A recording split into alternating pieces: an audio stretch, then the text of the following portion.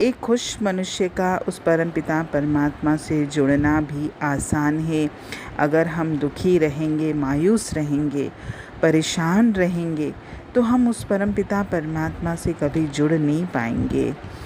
इसीलिए अपने आप को खुश रखिए, मानसिक तौर पर भी और शारीरिक तौर पर भी। शारीरिक तौर पर स्वस्थ जब होंगे तभी हम खुश होंगे।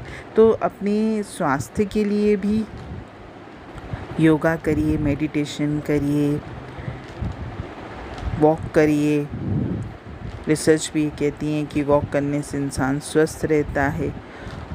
दूसरा, अपने मन को स्वस्थ रखने के लिए भी हमें आध्यात्म का रास्ता पकड़ना चाहिए। हमारा जिसमें भी मन रमे, हमें वो साधन अपनाना चाहिए ताकि मैं मानसिक तौर पर भी खुश रहूं।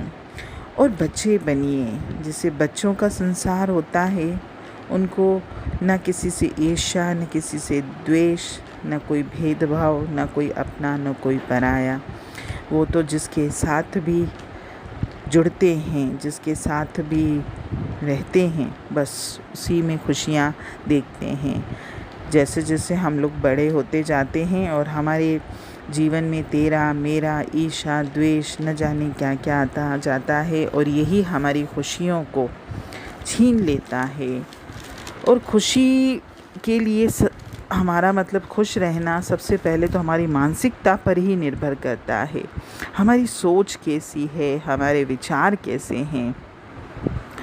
जैसे कुछ लोग ऐसे होते हैं कि अगर उनके जीवन में थोड़ा संघर्ष आ गया या उनके जीवन में कुछ चुनौतियां हैं तो वो एकदम से घबराते हैं और किसी भी कार्य को करने के लिए इनकार कर देते हैं, जिसमें भी अगर उनको लगता है कि थोड़ी परेशानी आएगी, मतलब वो जीवन में हर चीज़ में कंफर्ट तलाश करते हैं। ऐसा नहीं है, क्योंकि जीवन में हर चीज़ आपके मन के मुताबिक नहीं होगी। और अगर ऐसा व्यक्ति है जो ये सोचता है कि अगर कुछ मेरे कार्य में चुनौतियाँ मुझे आई भी हैं तो मुझे तो बल्कि बहुत कुछ सीखने को मिलेगा, और वो बड़े उत्साह से वो कार्य करता है। जो लोग भी मुश्किलों से बचते हैं तो उनकी सोच इस तरह की हो जाती है कि वो ये चाहते हैं कि हम जो भी काम करें उसमें कोई भी बाधा ना आए, और अगर बाधा आती है तो वो तुरंत छोड़ देते हैं, क्योंकि छोड़ना उनको आसान लगता है। लेकिन जो भी व्यक्ति ये सोचता है कि किसी भी कार्य में मुश्किल ना आए, समस्या ना हो, तो वो तो पॉसिबल ही नहीं है।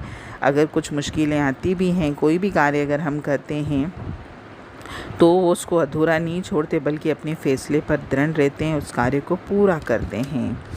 और कुछ ऐसे लोग भी होते हैं जो ये सोचते हैं कि मैं ऐसा कोई भी काम न करूं जिसमें मुझे मेहनत करनी पड़े।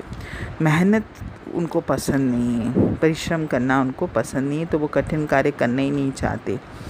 लेकिन जो मेहनतकश लोग होते हैं वो तो ये सोचते हैं कि जिस कार्य में मुझे ज़्यादा परिश्रम करना पड़ेगा, ज़्यादा मेहनत करनी पड़ेगी, तो मुझे उस काम को करने में थोड़ा आनंद आएगा।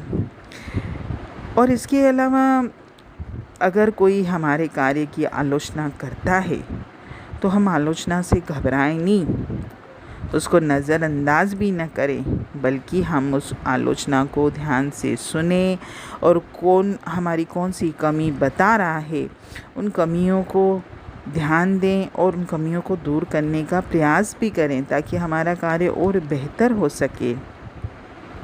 जीवन में अगर सफलता प्राप्त करनी है तो इन सारी बातों का भी ध्यान रखना पड़ता है। अगर हम ये सोचते हैं कि हम मेहनत न करें, मुश्किलें न हो, चुनौतियां न हो और हमारा जीवन ऐसे बढ़िया चलता रहे, तो ये तो हो ही नहीं सकता। क्योंकि जीवन तो वैसे भी कहा जाता है कि सुख और दुख का चक्र है। आपके जीवन में ना तो सदैव सुख की छाया रहेगी, ना सदैव दुख की छाया रहेगी।